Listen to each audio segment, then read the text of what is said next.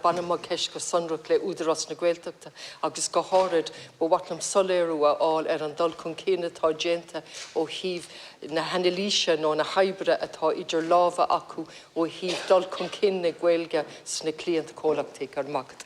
Thank you, Deputy Minister. Agus tugad le fis ag Údarás na Gaeltachta go bhfuil lasathe déanta ag an agriacht ar na choras agus an cór chuig go riaracán a bhí in úsáid ribh seo chun masúnú agus monitorach a dhéanamh ar na planna teanga atá aonta agus á bhaimú ag cuid cléint cuideachtaí. Tigdir dom go bhfuil an cóir sin I bhaim ó bhí tús fé dóann agus go bhfuiltear ag leanúint an córas tar réir. Tá ráite ag an Údarás go muineann an tríú gnéad an ubair seo le taide cumisisiúnaí an agriacht díirithe ar ólas agus turmaí a bhailiú ó ostóirí agus ó ostathe a cléint maidir le chúsáid na Gaeilge sa gó. Fuarthas ascosisiú ó beagnacht 8 fustaí is survey a rinne mar cuid den taide sin agus tá drécht churisc ina le cura fhí bhrád an Údarás. San áramh san tuair sin tá ólas faoi chorthaí an taide agus tá multaí déanta maidir leis na bailí a déad fhí taú leis na cléint cuideachtaí na fusta ach go háirithe le níos mó Gaeilge úsáid sa gó sa Maiile agus sa phobal. Tá curtha in úl ag an Údarás go bhfuil a fócas na hagriachtaí a níis ag díriú ar na mbailí gur féidir léhí tioncara imiirtear iompar agus ar cleachtas teanga an 8,000 fustaí atá ag obair ina cléint cuideachtaí ar fud na Gaeltachta. Ní amháin ar an láthair gnó ach taobh de cumá. Tá an Údarás ag sú le scéim nu a takeíochta a Urbert agus a thairiscint bunathe ar an taide agus an multaí atá déanta.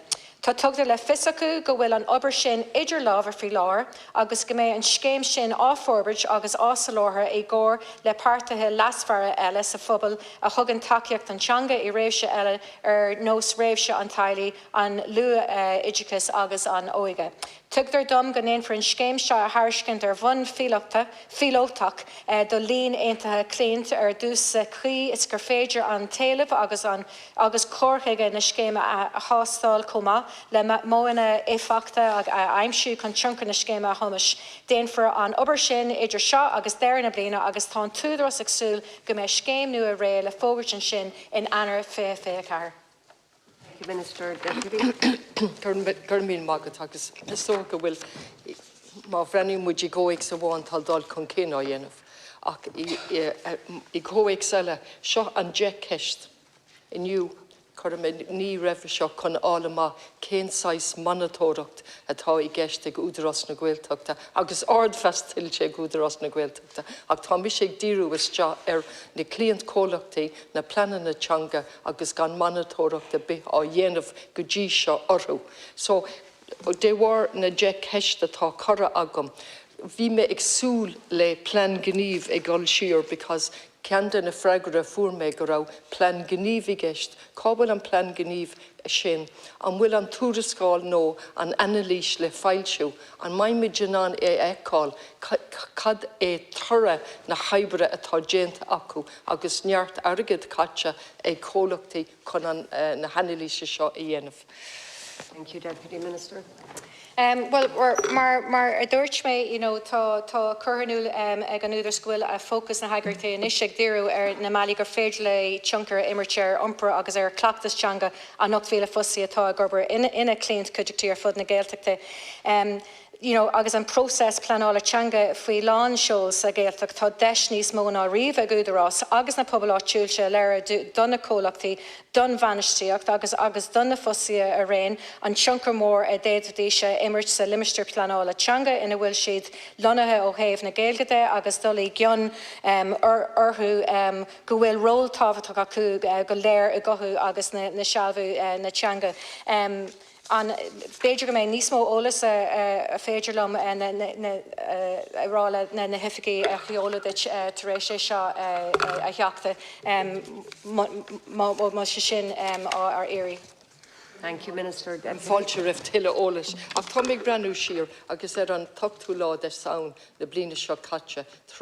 Analíse thuirí an tuirmhe agus bunny an anili sin, a bhí críocna ag an am sin, bhí sé I gceist acu plan gníomh a chur le chéile. So a rís go sonrach, cá bhfuil an plan gníomh sin, cá bhfuil tuirí na hanalíse le feicáil. Agus is rud mac go bhfuil siad chun díriú is deach ar níos, ach tá tú I cant faoi tógra pílótach ar bhealach go bháin is mac an rud é sin. Ach tá dúlgas ar údarás na Gaeltachta, dúlgas sí a bhhad níos tromcúisí ná atá ar IDA nó ar fiontar éirden. Agus sin fostaíochta cothú, poblbal cothú, agus teanga cothú. Agus tá se thar bheith tábhachtach go méid fostaíocht is na Gaeltachtaí lóg, ach fitse fúte leis an teanga. So a rís ara, cá bhfuil tarra na hanalíse, tá mise ag díriú is deach ar an céis seo le breis is gá bhliain inis. Cá bhfuil an taide sin le feicáil. Thank you, Deputy Minister. Well, sa curtha go lasa tá curí bhaimen na Údarás ó hús féfé dó ein títar plan na teangar a bhunús tréimh se 3 bliana leis an client, ein títar plan teanga bunathe ar líon ainta sprucan na gníomhachtaí a bheith buinte amach gach blian le linn an tréimh sin agus déantar masúnú agus monitóracht ar dul chun cin na sprucanna go blian tú agus fiéire mí abrán bhí planan na teanga nua agus afranna ainta le fihanní client ó hús na bliana. Má bhfuil torthaí eile éirí be mé caint le má hifiú taréis seo agus seola mé chugad.